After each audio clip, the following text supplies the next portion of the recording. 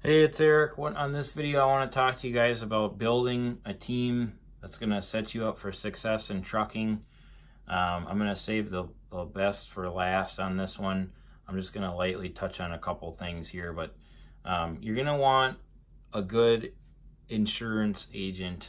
That doesn't mean the cheapest, but it could be, but it doesn't mean that. I've had a few different agents in my short time in my short trucking career, and basically you just got to go with someone that has a work ethic like your business, like your trucking business, and not like a banker. That really helps out. But short story, I was going with a lady that I had been going with since we had run our lawn care business. And she was really good, really hard worker. I liked her a lot. She had done a lot for us in the past. She was very passionate about her stuff. But we almost lost a multi-six-figure contract over her, what would it be? I don't know. She just wasn't confident enough to do the job. It is what it boiled down to. And basically one of our at the time, our best client and main book of work got bought out by a billion-dollar company, multi-billion-dollar company, and they required different insurance that was crazy, like just unbelievably hard to get, very expensive, and frustrating, very ridiculous.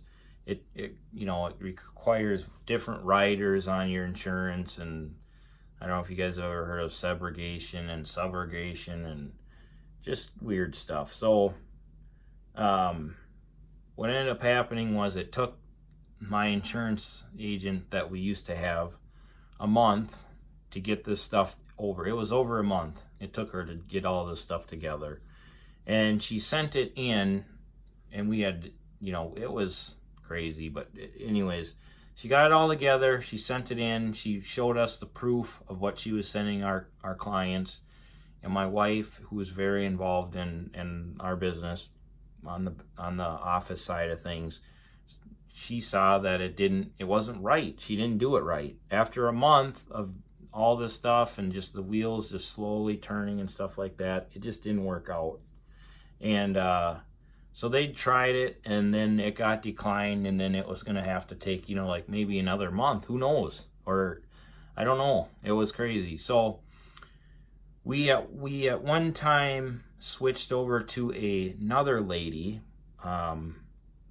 Both these women are they're shoppers, so they can do different insurance plans and stuff like that.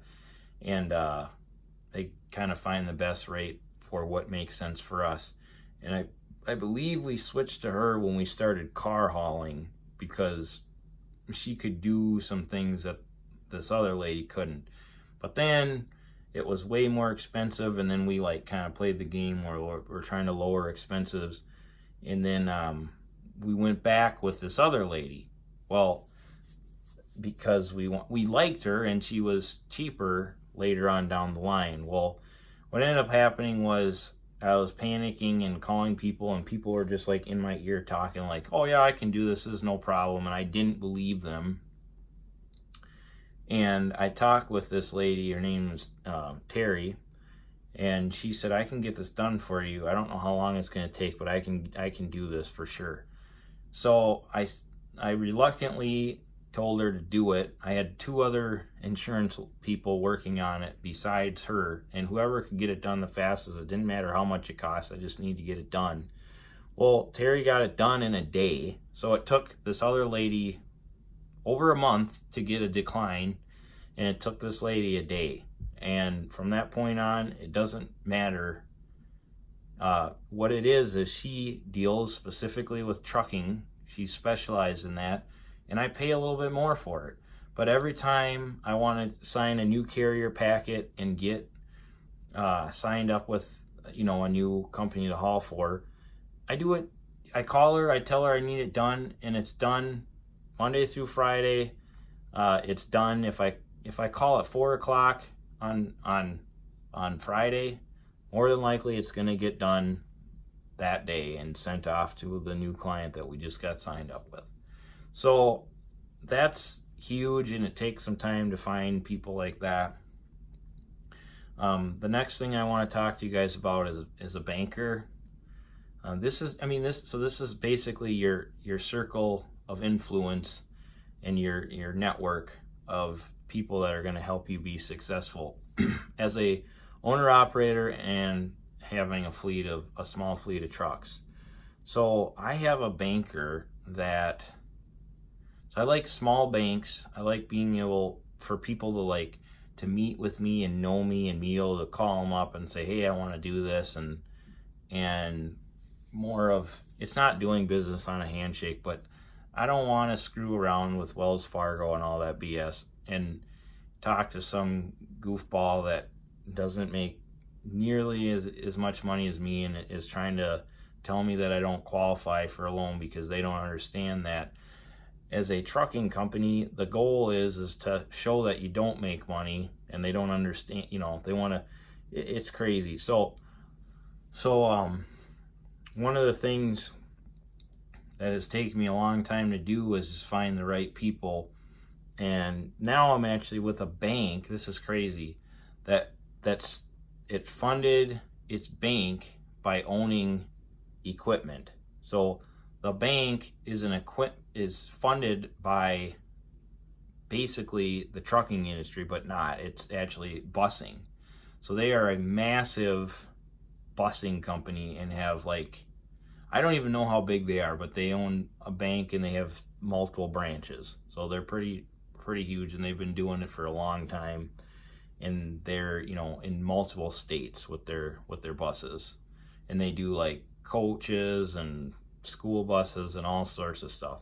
So they really get me as somebody that they get older trucks. They get why you want to do that. They get why you need equipment. They get, they just get it. So I would say find someone like that. It'll really help for that. And then let's see, I gotta look at my notes here.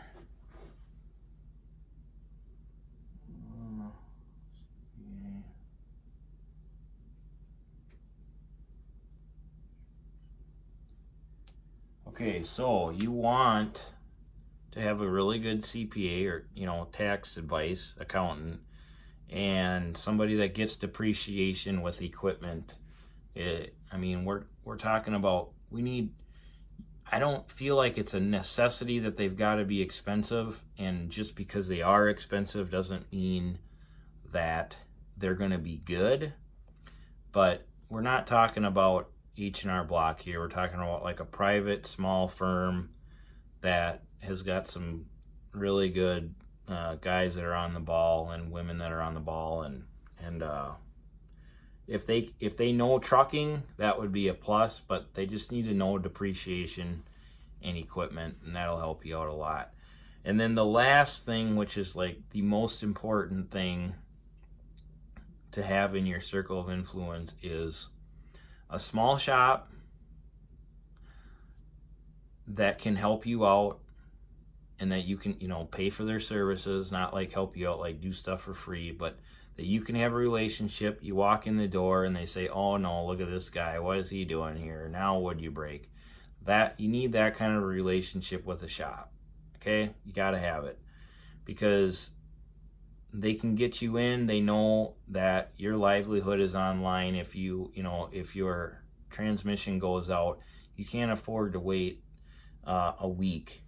And they're not dealing with huge fleets where you don't matter to them because you don't have 100 trucks and warranty and all that stuff, but they know you, and they know that you come back to them all the time. And if you get to the point where you have the ability to do this. I mean, like what I do is I say, hey, I talk to the shop foreman, and I say, if you guys are slow, just let me know, and I always got something you can do, for like a discounted rate. They're not, most of the time they're not slow, but just be easy to work with, and it'll go a long ways. The other part of that is find guys that will work on your stuff on the side. Always use those guys first, and then at last resort, use the shop. I mean, you don't tell the shop that, but that's kind of the deal. And I mean, pay your guys to go look at a truck. Pay your shop. Drive the truck. If you're going to go look at a new truck, drive the truck to the shop that you go to. Have them hook it up to their computers. Check it out, Get the third. A lot of it, what it is it takes time to get the contacts, and it takes time. It's the unfortunate thing is for somebody that's just starting out is you aren't going to have any of this stuff that I'm talking about, and you're just going to be starting out. When you need it the most, you're not going to have it. Someone like me that's established, if I don't have my guys that work on my stuff, it's okay. I'm still going to be okay because I can still afford to take it to a shop. But it's like as you grow your business and as you meet people and things like that, you just learn tricks and meet people, the right people, and you make mistakes along the way, but you just stay in it long enough to keep on moving. So hopefully that helps you out. If you have questions, please let me know. Thanks.